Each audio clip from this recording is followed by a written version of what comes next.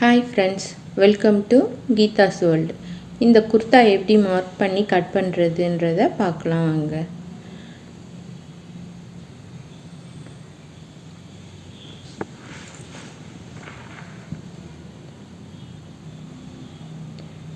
இது back side மட்டும்தான் இப்போ கட் பண்ணுறேன். ஃபுல் லென்த்து வந்து 44 இன்ச் இருக்குது. நமக்கு ரெடி வந்து 42 கிடைக்கும். 2 inches seam allowance-க்காக. இப்போ அன்ஈவனாக இருக்கிற ரா எட்ஜஸை கட் பண்ணிடலாம்.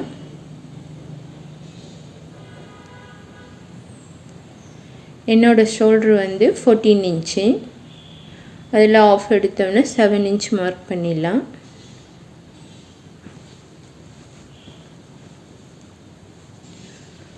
ஹார்மோலும் 7 inch தான் வைக்கிறேன். இது போட் நெக்கு, அதனால வந்து 7 inch.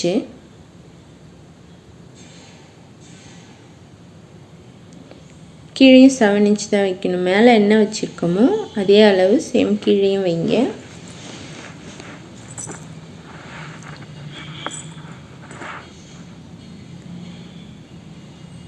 என்னோட செஸ்டோட சைஸ் வந்து 34 inch. 34 + 3.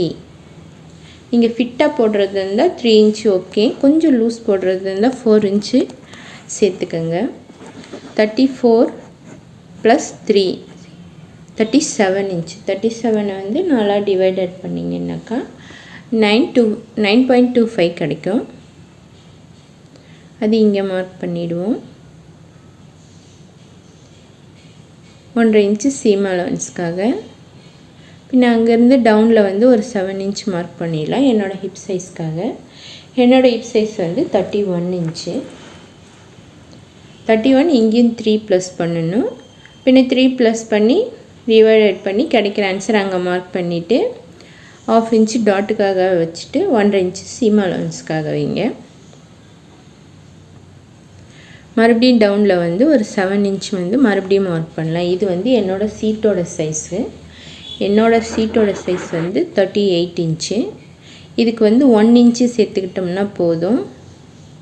மேலெல்லாம் 3 inch சேர்த்தோம் இல்லையா, இங்கே 1 inch சேர்த்தா போதும்.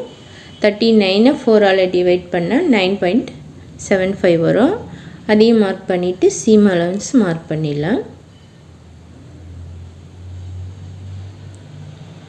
இப்போ ஹார்ம் ஹோல் லைனில் வந்து ஆஃப் எடுத்துகிட்டு செஸ்ட் ரவுண்ட் இருக்குது, அது ரெண்டுத்தையும் சேர்த்து ஒரு கர்வ் வரைஞ்சிருவோம். Armhole curve. பின்ன டாட் பண்ணியிருக்க எல்லா மார்க்கையும் ஜாயின் பண்ணிடலாம்.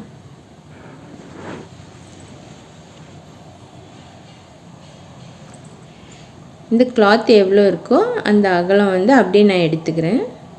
எடுத்துகிட்டு கீழே எட்ஜில் இருந்து ஒரு 3 inch வந்து அப் பண்ணி மார்க் பண்ணிக்கோங்க. 3 inch மார்க் பண்ணிவிட்டு சீட்டோட லைனில் இருந்து அந்த 3 inch மார்க் வந்து ஸ்லாண்டிங்காக ஜாயின் பண்ணிடலாம். இப்போ கீழே டவுன்லேயும் வந்து ஒரு ஆஃபில் இருந்து அந்த 3 inchக்கு வந்து கர்வாக வந்து ஜாயின் பண்ணிவிடுங்க. அப்போ வந்து சைடில் வந்து கீழே தொங்காமல் இருக்கும் குர்தா. இப்போ நெக் லைன் மார்க் பண்ணிடலாம். நான் விர்த்தும் 3.5 தான் வைக்கிறேன். ஹைட்டும் 3.5 தான் வைக்கிறேன். ஹைட்டு வந்து 1/2 inch சீம் அலவன்ஸ் போச்சுன்னா நமக்கு 3 inch நெக் லைன் கிடைக்கும்.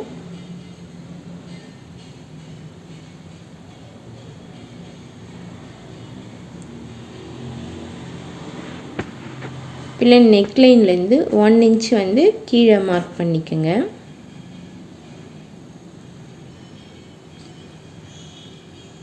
ஷோல்டர் லைன்லேருந்து ஒரு 10 inch மார்க் பண்ணிக்கலாம். இங்கே வந்து கீஹோல் டிசைன் வரைய போகிறேன். 10 inch அதுக்கு மேலே வந்து ஜாஸ்தி பண்ணாதீங்க, இன்னர்ஸ் தெரிய ஆரம்பிச்சிடும் பேக்கில். இந்த 10 inchக்கு சென்டர் மார்க் பண்ணிவிட்டு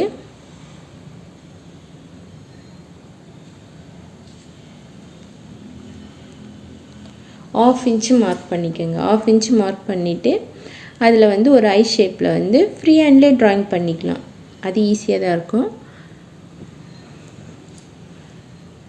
வரைஞ்சிருவோம். இப்போ கட்டிங் ஸ்டார்ட் பண்ணுவோம். ரா எட்ஜஸ் கட் பண்ணிவிட்டு நெக்லைன் கட் பண்ணுறேன்.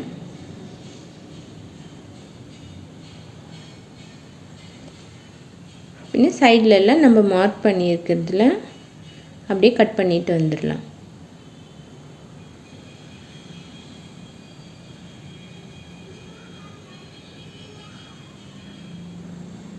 கீழே டவுனில் கர்வ் வரைஞ்சோம் இல்லையா, அதையும் கட் பண்ணிவிடுவோம்.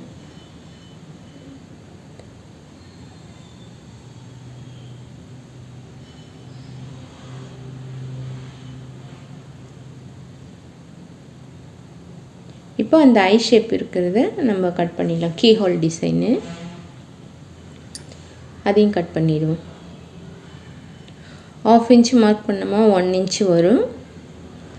நமக்கு அது ஸ்டிச் பண்ணி முடிச்ச பிறகு 1.5 இன்ச்சுக்கு அங்கே ஹோல் வந்து கிடச்சிடும்.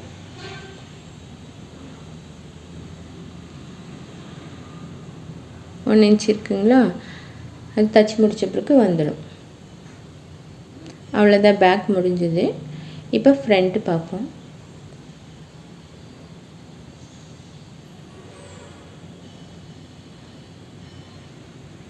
இது லாஸ்ட்டாக போட்ட எம்ப்ராய்ட்ரி. இது லெஃப்ட் சைடு எம்ப்ராய்ட்ரி போட்டிருக்கேன். அதுக்கு ஆப்போசிட் சைடு வந்து பின்டெக்ஸ் போடலான்னு ஒரு ஐடியாவில் இருக்கேன். ஒரு 5 பின்டெக்ஸு. பின்டெக்ஸுக்கு மார்க் பண்ணிவிட்டேன். 1/2 இன்ச்சுக்கு தான் மார்க் பண்ணியிருக்கேன்.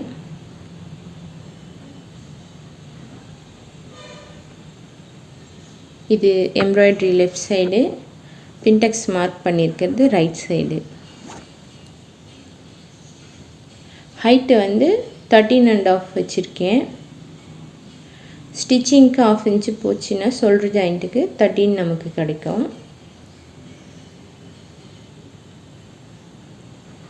13லேருந்து 1 இன்ச்சு வந்து கம்மி பண்ணி மார்க் பண்ணியிருக்கேன் 5 லைனும். இப்போ இதை வந்து ஸ்டிச் பண்ணிவிட்டு நான் எடுத்துகிட்டு வரேன்.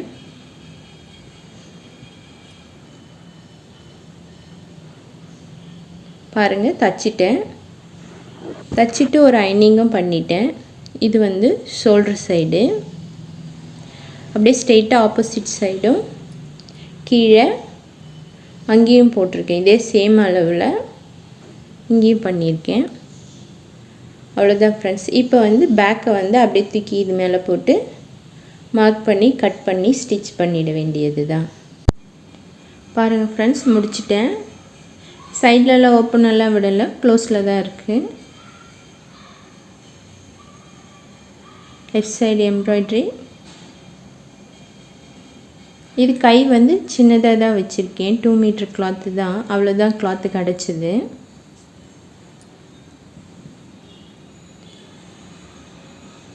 இது ஹிப்பில் நாட் பண்ண ஒரு சின்னதாக ஒரு பெல்ட் ஒன்று ரெடி பண்ணியிருக்கேன்.